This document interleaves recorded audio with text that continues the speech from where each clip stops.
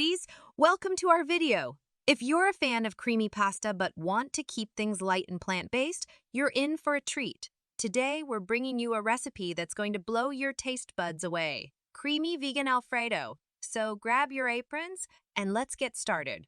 Ingredients: 1 cup raw cashews, soaked in water for 2 hours and ½ cup nutritional yeast, 2 cloves garlic, 1 cup almond milk, salt and pepper to taste, 12 Oz fettuccine pasta, 1 cup steamed broccoli florets. To get the secret and healthy way of weight loss, click the link in the video description below. Let's continue our recipe. Drain soaked cashews and blend them with nutritional yeast. Garlic, almond milk, salt, and pepper until smooth. Cook fettuccine pasta according to package instructions. Drain, toss the cooked pasta with the creamy sauce. Serve with steamed broccoli on top. Ready to shed those extra pounds and reclaim your confidence.